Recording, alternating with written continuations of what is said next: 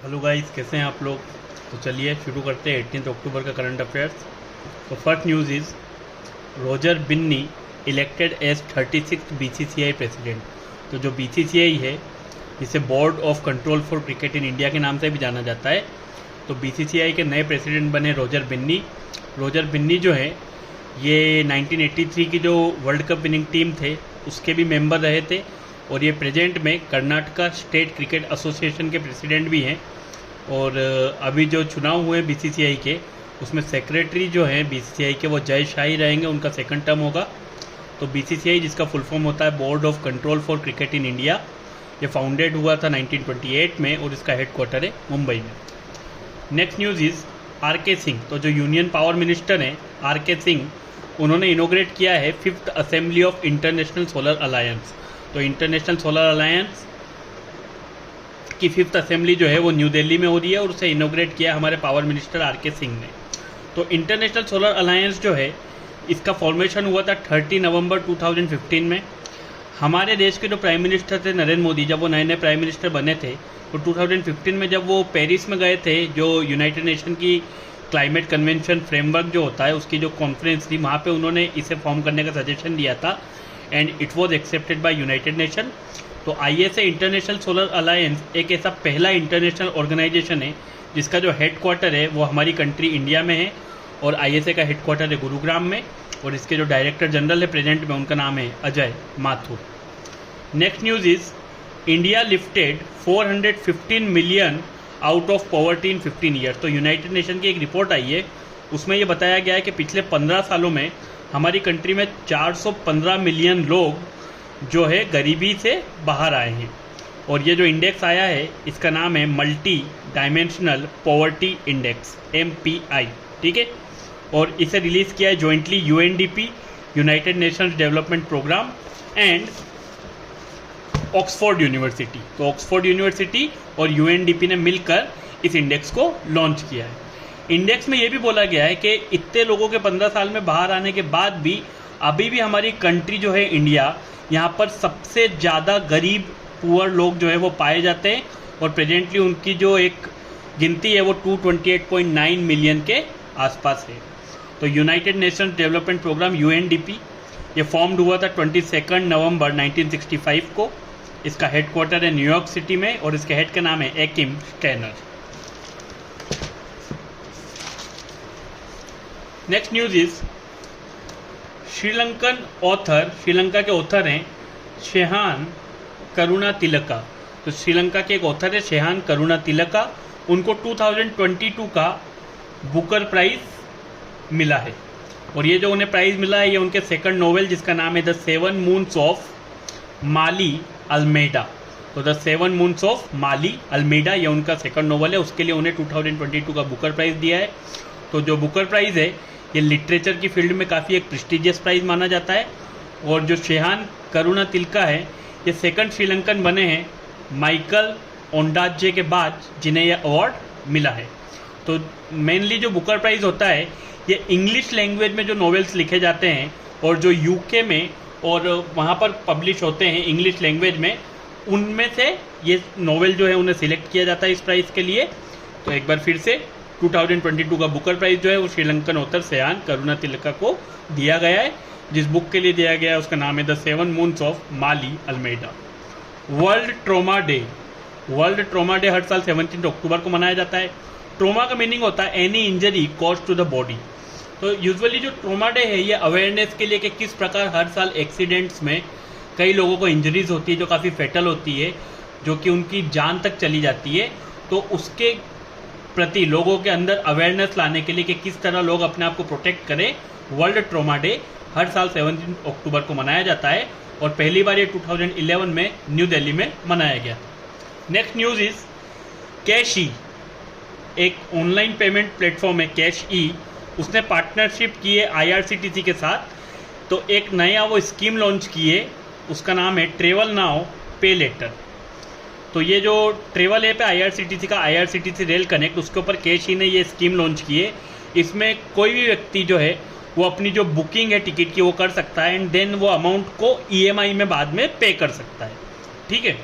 तो रोज जो IRCTC rail connect app है, जो IRCTC की ऐप है, इसके ऊपर डेली अराउंड 1.5 मिलियन टिकट्स की बुकिंग होती है।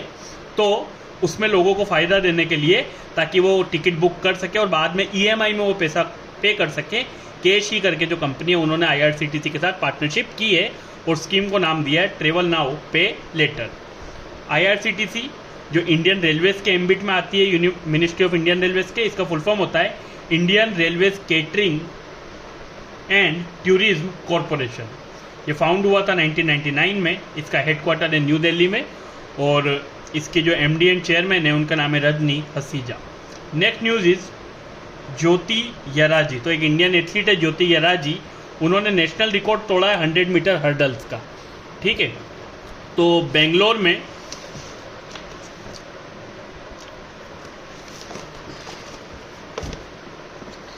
नेशनल ओपन एथलेटिक्स चैंपियनशिप, तो नेशनल ओपन एथलेटिक्स चैंपियनशिप हो रही है बेंगलोर में और ज्योति यराजी जो है उन्होंने 100 मीटर हर्डल्स का नेशनल रिकॉर्ड तोड़ा है और पहली इंडियन वीमेन भी बनी है जिन्होंने इस रेस को 100 मीटर हर्डल रेस को पहली बार 13 सेकंड के पहले पूरा किया है और उन्होंने जो टाइम लिया वो टाइम है 12.82 सेकंड्स।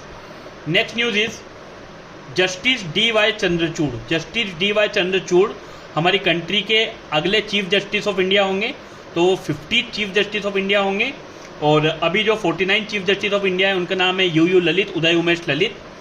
तो ये जो चार्ज है चीफ जस्टिस ऑफ इंडिया का वो 9 नवंबर 2022 को ये अपना पदभार ग्रहण करेंगे और 2016 में एज अ जज सुप्रीम कोर्ट में ये अपॉइंट हुए थे और इनके जो फादर थे YV चंद्रचूड़, इनके जो फादर थे YV चंद्रचूड़, वे भी 16th CJI 16वें चीफ जस्टिस ऑफ इंडिया रहे थे, जस्टिस DY चंद्रचूड़ के फादर। तो जस्टिस DY चंद्रचूड़ हमारी कंट्री के अगले चीफ जस्टिस होंगे और 50 चीफ जस्टिस ऑफ इंडिया होंगे ये।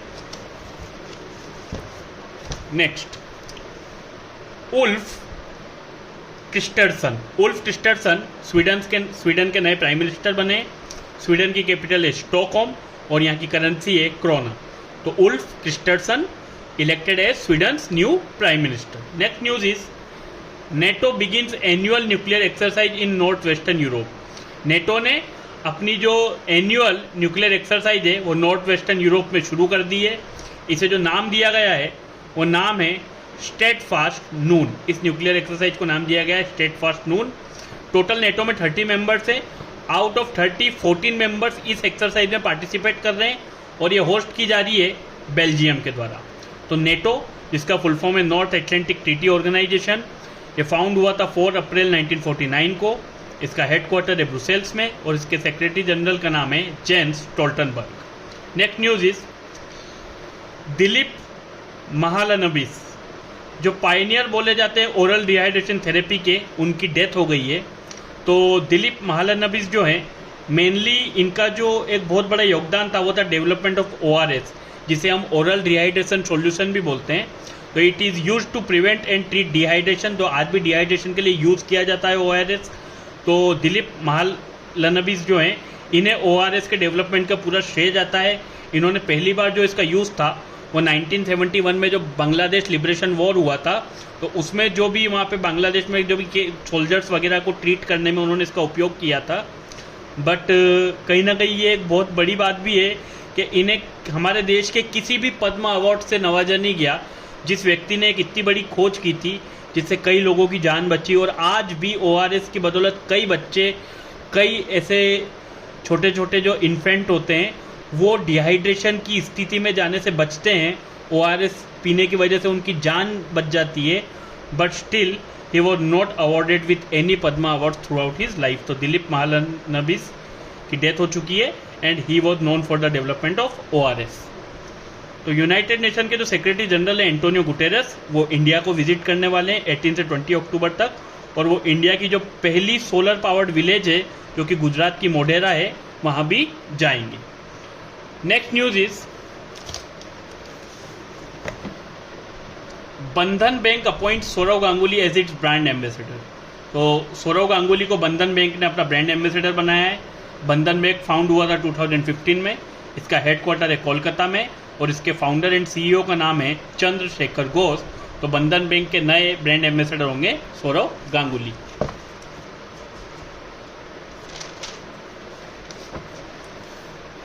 Google collaborates with Assam government. तो गूगल ने असम गवर्नमेंट के साथ एक एमओयू साइन किया है to promote digital growth and development in the state.